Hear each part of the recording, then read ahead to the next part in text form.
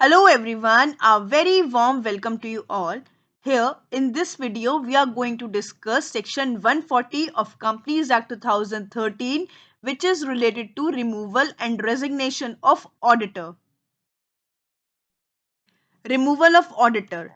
This topic is very important from your examination point of view. Companies Act 2013 lays the provision for the removal or change of auditor before the completion of his tenure.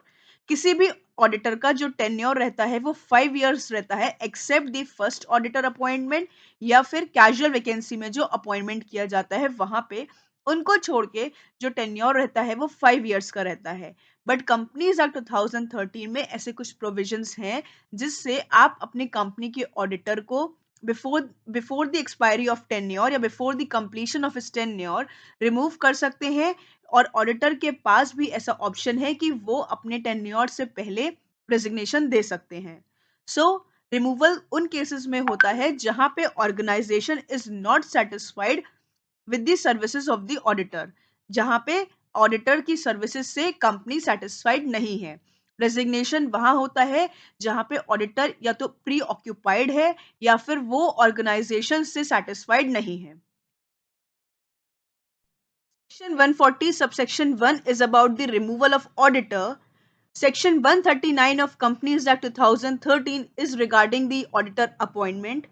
Appointment of first auditor, subsequent auditor, appointment of auditor in case of casual vacancy. These we have already discussed in the previous videos. If you have not seen those videos, you can find the link of the same in the description box.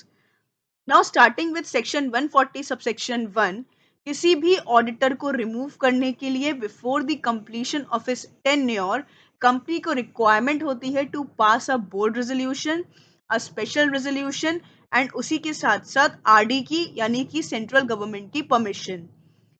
Before taking any action auditor को भी एक opportunity दी जाती है of being heard.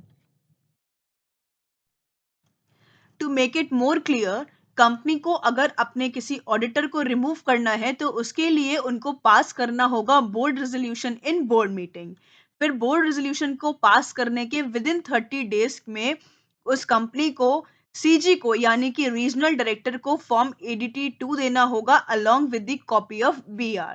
उसके बाद जो RD है वो एक शो कॉज नोटिस देंगे टू द ऑडिटर, मींस उनको एक अपॉर्चुनिटी ऑफ बीइंग हर्ड दिया जाएगा।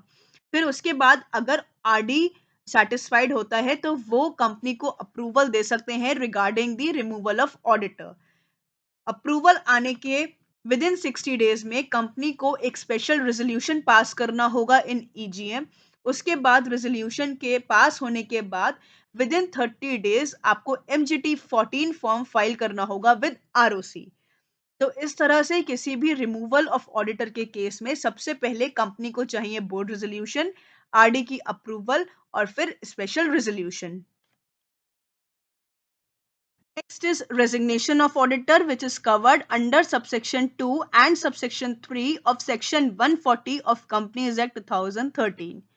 तो कोई भी ऑडिटर जो कंपनी से रिजाइन करना चाहता है उसने कंपनी को और रजिस्ट्रार को इन्फॉर्म करना होगा with in 30 days of his resignation bye filing form ADT 3। अगर कोई गवर्नमेंट कंपनी है तो उनको फाइल करना होगा to controller and auditor general of India. अगर कोई भी ऑडिटर ऐसा नहीं करता है तो उसके ऊपर फाइन लग सकता है of not less than 50,000 but may extend to ₹2 lakh. Next is special notice for not reappointing the retiring auditor, which is covered under subsection 4. Generally जो कंपनीज होती हैं वो अपने ऑडिटर को रीअपॉइंट कर लेती हैं अगर उनका टेन्योर कंप्लीट हो गया है तो। बट कुछ कंपनीज अगर उसको रीअपॉइंट नहीं करना चाहती हैं तो उसके रिगार्डिंग उनको एक स्पेशल रेजोल्यूशन पास करना होगा इन AGM, जिसके लिए वो कंपनीज एक स्पेशल नोटिस इशू करेंगी in AGM for not reappointing the auditor. उसकी कॉपी एक रिटायरिंग ऑडिटर को भी जाएगी to clear that no reappointment is going to be done. उसी के साथ उस ऑडिटर को एक राइट दिया जाएगा to represent himself against his removal in written form. अगर उस रेजोल्यूशन की कॉपी ऑडिटर को लेट रिसीव होती है तो auditor may require the representation to be read in AGM।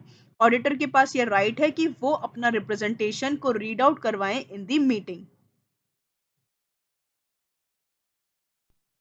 Next is removal of auditor by the central government. तो central government के पास भी ये पावर है कि वो किसी ऑडिटर को रिमूव कर सकें, and this is covered under sub section 5 of section 140 of companies act 2013।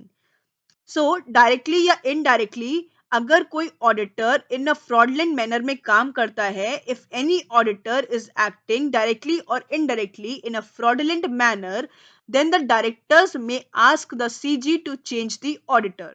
और अगर उनकी एप्लीकेशन सेटिस्फाई हो जाती है, then that auditor will be removed within 15 days, और उसके बाद that concern person will not be eligible to reappoint और to appoint as an auditor for next 5 years.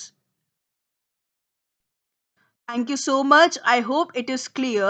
So here I would like to request you all to please support my channel by subscribing and forwarding the videos to the students who might get benefited of it. Stay connected for further videos.